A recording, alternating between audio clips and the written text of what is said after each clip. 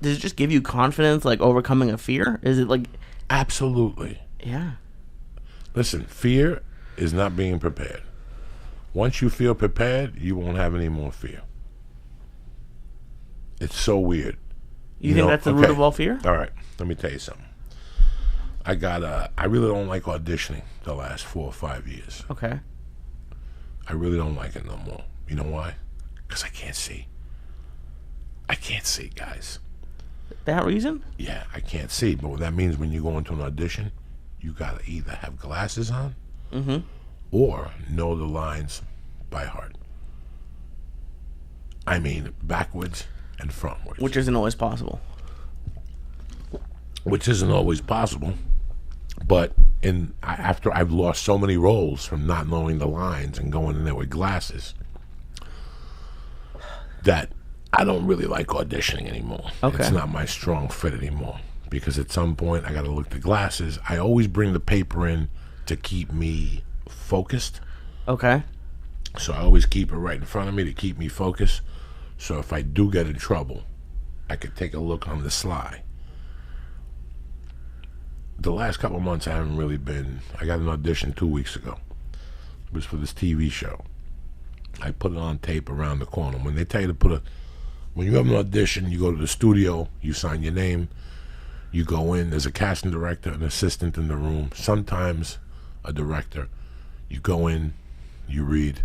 If they want a callback, now that means you're going in for the second time or the third time. The more times you go in, the more people are in that room. So the second time you might go in, it's for the director, and they might like you. Now the third time, you have to go in for the producers. The director will be in the room. In the old days, like okay, we'll use The Sopranos, for example. Okay. When I went in for The Sopranos, I went in for the initial audition. Bam, did well in it. Once I went in the room with the 15 people, I fell apart. This was also 2000. I wasn't young as a human being, but I was young as an actor. I didn't really have all my acting chops then. I was okay. I could book stuff. I had booked Spider-Man 2. I had booked a bunch of different jobs at that point.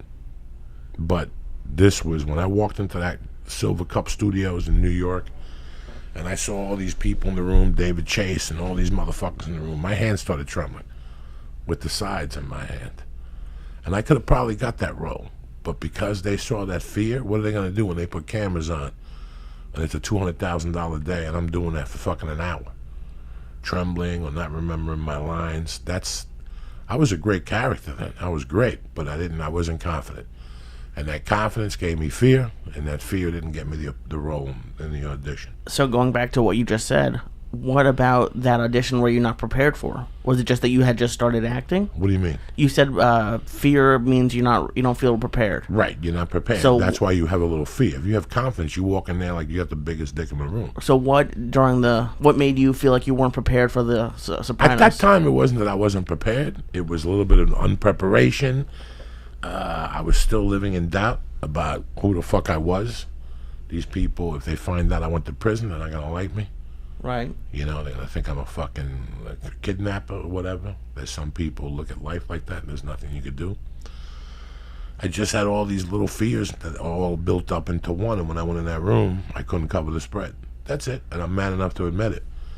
But after that, I didn't really shake at auditions no more. Even when I met for Analyze That, by the time I went in for Analyze That, my fears had been tackled. That what happened in that Soprano room was not going to happen again. So for years, I went in for all these roles, whether I had them or not. But it's like I told my agent the other day, my job, since I moved to this town, is not to book the role, is to disrupt the auditioning process. Okay? What I mean by that is we were thinking about Lee Syatt for this, and if he didn't work out for this, we were thinking of Alberto Crane. But some fucking chubby kid from Jersey came in, Joey Diaz, and knocked all our thoughts fucking aloof. Because now, and 9 out of 10, I wouldn't even get the fucking role. But it didn't matter. I had fucked up the casting process. Because when you write a role, you already have somebody in mind for that role as you're writing it. You see somebody. And then when you go in the casting thing, in the casting world, you have to see 3 somebodies. Just in case. So now you're like, okay, he's coming in, depending on the read. But now they see a fat little comedian that's coming in for a drama show, and he's right there with the two guys. That was always what I was going for, to disrupt the process. So they could put my headshot up and go, what are we going to do with this fat fuck? What the fuck are we going to do with this fat fuck? And I got really good at that for a while. So would they give you, I mean, I know you've said it a couple times. Sometimes I got the role, sometimes I didn't. But would they give you, like you just said, would they give you a different role, maybe? Sometimes smaller, but now you're in mind. Okay. You're in mind while they're shooting. You're in their mind. You created a dot with them. Did we do the right move by not hiring Joe Diaz? Oh. That's a disruption. That's a disruption. You know, you gave it everything you got. You went into 3 reads. You were right there with everybody else, but there's different things to acting. Maybe you didn't have enough Twitter followers, which is very important today. Yeah. Oh my, that's Maybe crazy. Maybe you didn't have an agency that fought for you. Maybe you didn't have a manager that fought for you and called them up and let them know who you're with and what do you do. And, you know, there's so many variables. So I'm never mad about those auditions. The whole moral of this is fear. Now, Saturday when I was in Vegas, I woke up and I went for breakfast and I smoked a joint and then I went for a little walk and I came upstairs and even though it was 1,000 fucking degrees. And I go upstairs and I got a show at 7:30. You know what, man? I'm gonna work out. Before I work out, I'm gonna take a fucking nap. And I tried the nap, but I was charging the phone like in the living room and I could hear the phone buzzing. And I heard it like 4 times in a row. And I go, who the fuck is trying to get a hold of me? And it was my agent on the Saturday. I go, what the fuck does he want? He was like in Hawaii or something.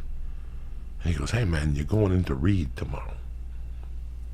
They want you to go for a callback. He goes, do you really want to go in for it on Sunday? And I go, fuck yeah. For that thing I read, that TV show.